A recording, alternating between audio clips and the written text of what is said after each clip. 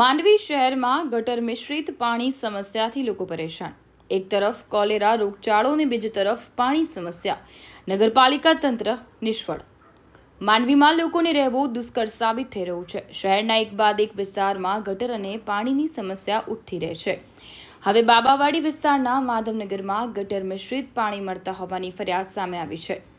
એક તરફ શહેરને કોલેરાગ્રસ્ત જાહેર કરવામાં આવ્યું છે તો બીજી તરફ બીમારીને આમંત્રણ આપતી સ્થિતિ યથાવત રહેવા પામી છે। ત્યારે સ્થાનિકોમાં તંત્ર દ્વારા મૂળભૂત સુવિધાની સમસ્યાનો કાયમી ઉકેલ લવાય તેવી માંગ ઉઠી છે। માંડવીના વોર્ડ નંબર 7માં આવતા બાબાવાડી વિસ્તારમાં છેલ્લા 25 દિવસથી ઘરોના નળમાં પીવાના પાણી સાથે ગટરના પાણી આવતા હોવાની સ્થાનિકોએ ફરિયાદ કરી છે। અહીંના માધવનગર કોલોનીની મહિલાઓએ દુઃખી સ્વરે કહ્યું હતું કે પાલિકાના વેરા નિયમિત ભરવા છતાં અત્યારે ₹400 ખર્ચીને બહારથી પાણીના ટેન્કર મંગાવવા પડી રહ્યા છે। ઘરોના નળમાં ગટરના પાણી ભરેલા આવતા હોવાથી ટાંકામાં રહેલા પાણીને બહાર નીકળવા પડે છે। જો ધ્યાન ના રહે તો ટાંકામાં ટેન્કરના ઠાલવેલા શુદ્ધ પાણીમાં ફરી ગટરના પાણી આવી જતા બમણો ખર્ચ ભોગવવો પડતો હોય છે।